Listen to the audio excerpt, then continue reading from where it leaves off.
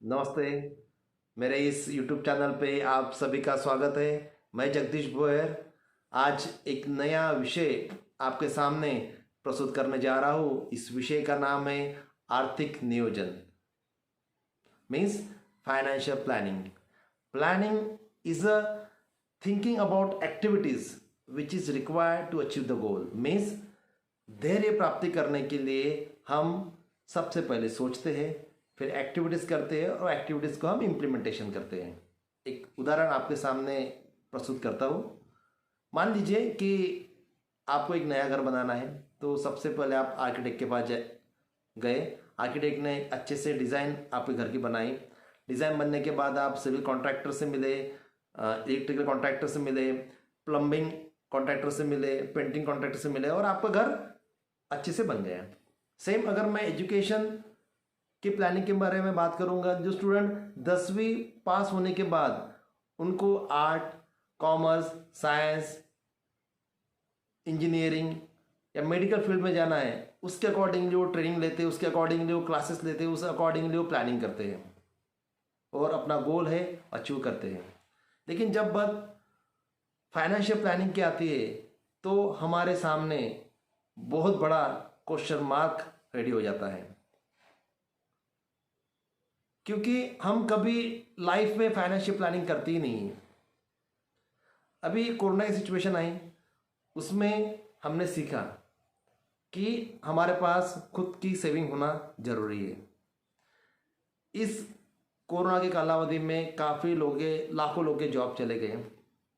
जिन्होंने पहले से ही सेविंग करके रखी थी फाइनेंशियल प्लानिंग के थ्रू, तो आज कहीं ना कहीं वो सेटिस्फाइड है। लेकिन जिन्होंने कभी भी अपनी फाइनेंशियल प्लानिंग नहीं की या सेविंग नहीं की, तो आज उनको काफ़ी परेशानी का सामना करना पड़ रहा है। सेम अगस्त, सितंबर, अक्टूबर इस महीने में काफ़ी क्रिटिकल सिचुएशन हो गई थी कोरोना की। हॉस्पिटल में एडमिट करने के टाइम में काफ़ी पैसे डिपॉजिट करना पड़ता था। तो अगर आप सोचिए कि अगर कोई जिन्होंने फाइनेंशियल प्लानिंग नहीं की है, उनके पास सेविंग नहीं है, अगर उनके फैमिली मेम्बर अगर कोई हॉस्पिटल में अगर एडमिट करना है, तो उनके पास पहले ही सेविंग कुछ नहीं है। उसके दरम्यान अगर उनको 5-6 लाख या 3 लाख अगर उनको डिपॉजिट करने के लिए बोल रहे हैं, तो उनके पास पैसे कहाँ से आएंगे। लेकिन जिन्होंने फाइनेंशियल प्लानिंग की थी, उन्होंने एक पूरा फैमिली प्रोटेक्शन का हेल्थ इंश्योरेंस निकाल दिया। सेम अगर मैं लाइफ इंश्योरेंस की बात करूंगा, तो इस कोरोना की सिचुएशन में डेथ रेशो काफ़ी बढ़ गया। अगर कोई घर का कर्ता पुरुष की अगर डेथ हुई है, उसके पीछे उनकी पूरी फैमिली डिपेंडेंट है, तो सोचिए दोस्तों कि उनका फाइनेंशियल प्रॉब्लम उस फैमिली में कितनी आएगी। लेकिन जिन्होंने फाइनेंशियल प्लानिंग की थी, तो फाइनेंशियल प्लानिंग में जो इंश्योरेंस का टूल्स है वो उसने इम्प्लीमेंटेशन किया। मीन्स फाइनेंशियल प्रोटेक्शन का कुछ सम एश्योर्ड उसने दे दिया, जिससे कारण उनको उसके फैमिली को फाइनेंशियल क्राइसिस का सामना नहीं करना पड़ा। दोस्तों, हर एक व्यक्ति के लाइफ में एज स्टेजेस रहती है और मोस्टली सभी के लाइफ में स्टेज समान रहती है। जैसे 0 to 20 हम टोटली फैमिली के ऊपर डिपेंड रहते हैं, हमारा वहाँ पे एजुकेशन होता है। 20 to 40 इसमें हमारा हायर एजुकेशन होता है, शादी होती है, बच्चे होते हैं, नई कार होती है, नया घर बनता है। और 40 to 60 के दरम्यान जो पेरेंट की रिस्पॉन्सिबिलिटी है, बच्चों का एजुकेशन और बच्चों की मैरिज और खुद का रिटायरमेंट। और 60 के बाद हम टोटली फैमिली के ऊपर डिपेंड रहते हैं। लेकिन इसमें अगर मैं बात करूंगा, तो 0 to 20 हम टोटली फैमिली के ऊपर डिपेंड रहते, इसका मतलब हम कुछ भी कमाते नहीं हैं। 20 to 40 इसके दरम्यान हमारे इतने एक्टिविटीज़ हो जाती है कि हमारे पास सेविंग करने के लिए कुछ रहता ही नहीं है। 40 to 60 यही एक आपके पास जो 20-25 साल का जो समय रहता है, उसी समय में अगर आपने खुद की, आपके परिवार की अगर फाइनेंशियल प्लानिंग की है, तो आपको 60 के बाद आपको किसी भी चिल्ड्रन के ऊपर आपको डिपेंड रहने की ज़रूरत नहीं पड़ेगी। तो फिर अभी हम जानेंगे कि फाइनेंशियल प्लानिंग में क्या होता है, किस तरह हम उसको कर सकते हैं। तो कुछ एग्जाम्पल करके मैं आपको समझाना चाहता हूँ, वेरी शॉर्ट टाइम में आपको समझाना चाहता हूँ। कैश फ्लो, जो भी आप कमाते हो, जो भी आपका इनकम है और माइनस एक्सपेंसेस है, जो भी बचता है उसकी अगर आपने फाइनेंशियल प्लानिंग की तो आपके फ्यूचर के लिए वो अच्छी रहती है। जैसा मान लीजिए कि आप 1,00,000 रुपये आपका मंथली इनकम है, उसमें से 60,000 ये आपका एक्सपेंसेस है, ठीक है। तो आपका सिर्फ 40,000 रुपये आपके पास बचते हैं। तो उस 40,000 का जो प्लानिंग की जाती है उसी को हम बोलते हैं फाइनेंशियल प्लानिंग। सेम इन्वेस्टमेंट, आप कहीं पे भी इन्वेस्ट फाइनेंशियल टूल्स में आप इन्वेस्ट करते हो तो सबसे पहले आपको ये देखना है कि जिस इन्वेस्टमेंट में आप आपका पैसा इन्वेस्ट करते हो तो वो इन्वेस्टमेंट इन्फ्लेशन को टच होना चाहिए।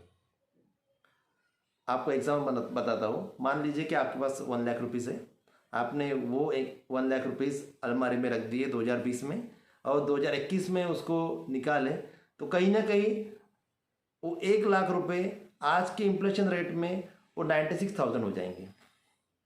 अगर वही पैसा अगर आपने एफडी में या फिर अदर फाइनेंशियल टूल्स में या सेफ्टी या प्रोटेक्शन के लिए अगर आपने रखा रहता है तो आपको, अगर मैं एफडी की बात करूंगा तो वही 1,00,000 रुपये का आपको अगले साल में 1,05,500 रुपये मिलते थे।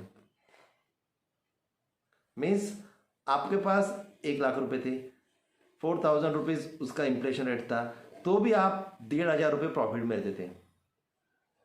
मीन्स बताने का तात्पर्य ये है कि आप जहाँ पे भी इन्वेस्टमेंट करते हो, जिस भी फाइनेंशियल टूल्स में आप यूज़ करते हो तो वो इन्वेस्टमेंट इन्फ्लेशन को टच होना चाहिए। तीसरी मैं बात करूंगा टैक्स सेविंग की। टैक्स चुराना ये गलत है, लेकिन टैक्स को बचाना ये काफ़ी महत्वपूर्ण है। मीन्स हमारे पास ऐसे कुछ फाइनेंशियल टूल्स है जिसमें आपको टैक्स सेविंग मिलती है। वैसे ही अगर मैं बात करूंगा जैसे इंश्योरेंस, पीपीएफ, एनपीएस, इसमें आपको टैक्स सेविंग मिलता है। हेल्थ इंश्योरेंस, इसमें आपको टैक्स सेविंग मिलता है। एलएसएस, इसमें आपको टैक्स सेविंग मिलता है। फिर चाइल्ड मैरिज, चाइल्ड एजुकेशन, इसकी प्लानिंग आपको करना पड़ता है, क्योंकि हर पेरेंट्स की रिस्पॉन्सिबिलिटी रहती है उनके बच्चों की एजुकेशन और बच्चों का मैरिज की।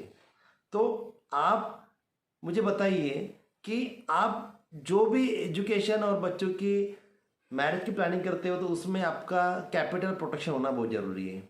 वैसे भी आपको गारंटेड उसमें आपको मिलना चाहिए, तो ही आपका पर्पस सॉल्व हो सकता है।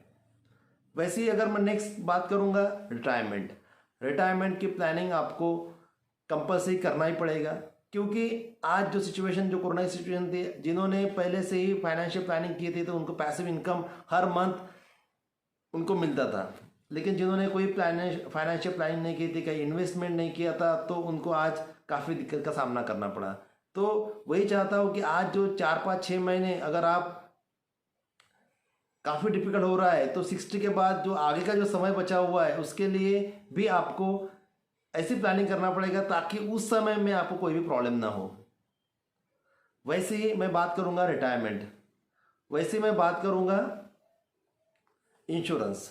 आपने आपके फैमिली के लिए एक sufficient family protection sum assured आपने देना चाहिए। वैसे ही आपने हेल्थ इंश्योरेंस भी सेफ्टी पर्पस के लिए आपने करना चाहिए। अगर आप बिजनेसमैन हो तो अगर आपने जो भी आपकी कंपनी है उसका भी फायर इंश्योरेंस निकालना कंपलसरी है। मीन्स इंश्योरेंस आपने जिस भी चीज़ इम्पोर्टेंस है उसका आपने करना चाहिए। ये चीज़ें मैंने आपको एक छोटे समय में आपको चीज़ बताई। अभी हमारा फ्री फाइनेंशियल काउंसलिंग है, तो मैं चाहता हूँ कि आप मेरे टीम को या मुझे आप 23638318 पे आप कॉल कर सकते हो। और मैं चाहता हूँ कि हर एक पर्सन, इवन आप भी सब लोग अपनी फाइनेंशियल प्लानिंग करना बहुत ज़रूरी है। मैं आपको हेल्प करूँगा, मेरी टीम आपको हेल्प करेगी। फ्यूचर में आपको कोई भी प्रॉब्लम नहीं आना चाहिए। जो सिचुएशन कोरोना की सिचुएशन हुई, फ्यूचर में और कोई सिचुएशन आएगी, उसके लिए आप सज्ज रहिए। धन्यवाद, thank you, God bless you.